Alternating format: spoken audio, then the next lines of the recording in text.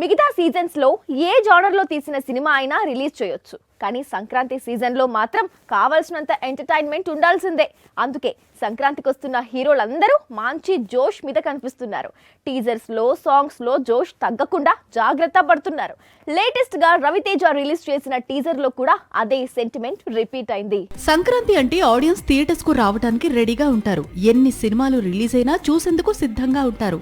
వారికి కావాల్సిందల్లా కాసిన్ని నవ్వులు, అవి ఉంటే చాలు. సినిమాకు కావాల్సినంత వసూళ్లు కురిపిస్తారు.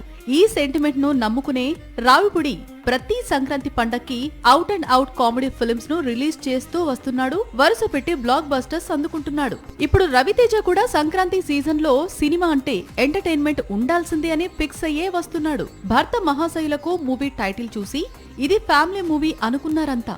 కట్ చేస్తే మాస్ రాజా మార్క్ కామెడీ సబ్జెక్ట్ తో ఈ చిత్రం తెరకెక్కిందని టీజర్ రిలీజ్ తర్వాత అర్థమైంది. కిషోర్ తిరుమల అంటే గతంలో నేను శైలజ, చిత్రలహరి, ఆడవాళ్లు మీకు జోహర్లు సినిమాలు తీసిన డైరెక్టర్. అలాంటి డైరెక్టర్ ఇప్పుడు రూట్ మార్చాడు. రవితేజతో గతంలో వెంకటేష్ నటించిన ఇంట్లో ఇల్లాలు, వంటింట్లో ప్రియురాలు లాంటి సబ్జెక్ట్ తో సినిమా తీశాడు. పండక్కి నవ్వుల విందు సిద్ధం చేశాడు. జనవరి 13న ఈ చిత్రం రిలీజ్ అవుతోంది. సాక్షి టీవీ ప్రసారాలను నిలిపివేయటం చట్టరీత్యా నేరం. సాక్షి టీవీ ప్రసారాల కోసం మీ స్థానిక కేబుల్ ఆపరేటర్ను వెంటనే సంప్రదించండి. DTH లో, ఇంటర్నెట్ లో కూడా సాక్షి టీవీ ప్రసారాలను వీక్షించవచ్చు.